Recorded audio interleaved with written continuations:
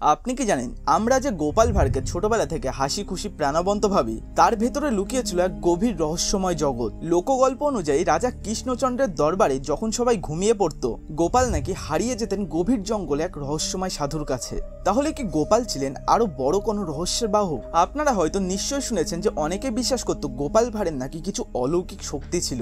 এক ফ্যান থিওরিতে বলা হয় তিনি ছিলেন স্বয়ং দেবতার কোনো বিশেষ রূপ বা অংশ, যে হাসি ঠাট্টার মাধ্যমে সমাজের ভুলগুলো চোখে আঙুল দিয়ে দেখাতেন। সেই কারণে তার বলা সমস্ত কথা সত্য হতো আর তার পরামর্শ মতো রাজা কৃষ্ণচন্দ্র রাজ্য চালাতো। তবে আসলেই কি গোপাল শুধু হাস্যরসিক ছিলেন, নাকি তার প্রতিটি গল্পে গোপন কিছু সাংকেতিক বার্তা দিত, যা শুধুমাত্র কিছু বিশেষ মানুষই বুঝতে পারতেন? ইতিহাসবাদীরা মনে করেন গোপালের প্রতিটি গল্পে কোড করা থাকতো রাজ্যের গোপন তথ্য, গুপ্তচরের এবং ভবিষ্যতের সংকেত। ঘূর্ণি গ্রামের গভীর এক পরিত্যক্ত মন্দির রয়েছে, যেখানে গোপাল ভাঁড় নাকি তার শেষ দিনগুলো কাটিয়েছিলেন। স্থানীয়দের বিশ্বাস যে আজও গভীর রাতে ওই মন্দিরে হাসির শব্দ শোনা যায়। গ্রামের প্রবীণরা বলেন যে রাতে হাসির শব্দ আসে, তার পরের দিনই নদিয়ায় বড় কোনো ঘটনা ঘটে। আচ্ছা, এটা কি শুধু কাকতালীয়, নাকি গোপালের আত্মা এখনো আমাদের কিছু বলতে চাই? আধুনিক গবেষকদের এক অদ্ভুত বিতর্ক রয়েছে। তারা মনে করেন যে গোপাল ভাঁড় আদেও একজন ব্যক্তি ছিল না, তিনি ছিলেন এক বিশেষ পদবী, যা যুগ যুগ ধরে রাজ দরবারে বিভিন্ন জ্ঞানী ও বুদ্ধিমান ব্যক্তি তা গ্রহণ করতেন। এটাই কারণ যে এক এক যুগে গোপাল ভাঁড়ের গল্প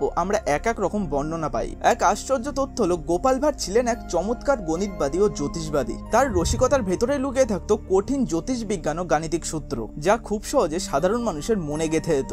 অবাক করা ব্যাপার হলো আজও সে সূত্রগুলো নদিয়ার গ্রামে ব্যবহার করা হয় চাষাবাদ ও ভবিষ্যবাণীর কাজে। গোপালের শেষ জীবন ছিল নিঃসঙ্গ ও কষ্টকর। গোপাল তার শেষ জীবনে রাজদরবার ছেড়ে নির্জনে থাকতেন। মৃত্যুর ঠিক আগের দিন রাজা কৃষ্ণচন্দ্র তাকে দেখতে এসেছিলেন। সেই রাতে তারা কি কথা বলেছিলেন তা আজও অজানা। তবে লোকমুখে শোনা যায় যে রাজা ফিরছিলেন নাকি কাঁদতে কাঁদতে। কি ছিল সেই কথাই, যে কথা রাজা কৃষ্ণচন্দ্রকে এমন ভাবে কাঁদিয়ে ফেলেছিলেন? গোপাল ভাঁড়ের জীবন ছিল হাসি, রহস্য এবং অজানা গল্পে ঘেরা। তিনি হয়তো আমাদের মধ্যে নেই, তবুও রহস্যময় গল্পের মাঝেই বেঁচে আছেন।